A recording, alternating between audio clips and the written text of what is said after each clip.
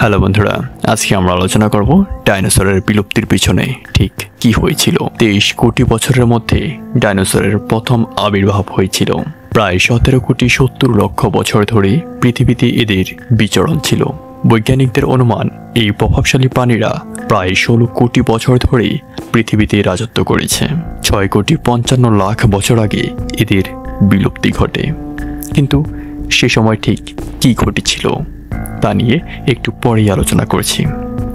তার আগে জেনে আসি, এত শক্তিধর প্রাণীরা কেন বিলুপ্তি হয়ে গেল? এ কি কোনো অলৌকিক ঘটনা, নাকি মহাজাগতিক অভিশাপ, নাকি এর পেছনে রয়েছে কোনো বৈজ্ঞানিক রহস্য? প্রায় 6 কোটি 60 লক্ষ বছর আগে পৃথিবীর বুকে রাজত্ব করত দৈত্যকার ডাইনোসর।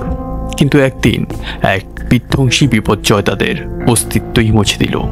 এ যেন এক মহাজাগতিক অভিশাপ। অনেক বিজ্ঞানী অনুমান করেন ডাইনোসর বিলুপ্তির শেষের দিন হিসেবে সেই দিনটি ছিল একদম সাধারণ।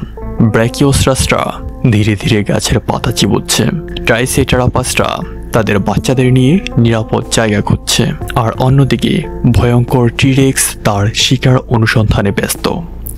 হঠাৎ আকাশে এক প্রান্তে দেখা দিল একটি উজ্জ্বল আগুনের গোলা।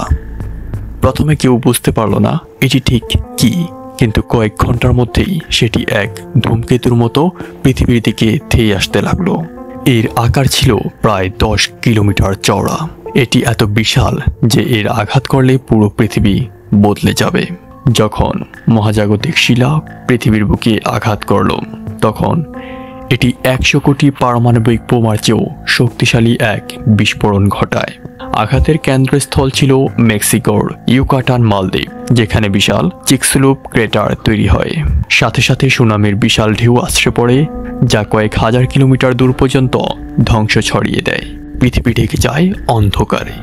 কিন্তু সেখানেই শেষ নয়। বিস্ফোরণের ফলে ধুলা আর ধোঁয়ার বিশাল স্তর পুরো পৃথিবীকে ঢেকে ফেলে। সূর্যালোক পৃথিবীর পৃষ্ঠে পৌঁছাতে পারে না। তাপমাত্রা হঠাৎ কমে যায়। শুরু হয় দীর্ঘস্থায়ী পারমাণবিক শীত। গাছপালা সূর্যালোক ছাড়া বাঁচতে পারে না, ফলে খাদ্যচক্র ভেঙে যায়।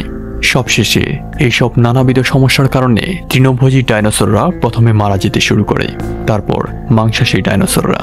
কিছু ডাইনোসর টিকে থাকার জন্য লড়াই করছিল, কিন্তু খাবার না থাকায় ধীরে ধীরে তারা একে একে বিলুপ্ত হয়ে যায়। ডাইনোসরের যুগ একসময় শেষ হয়ে যায়, কিন্তু পৃথিবী থেমে থাকেনি।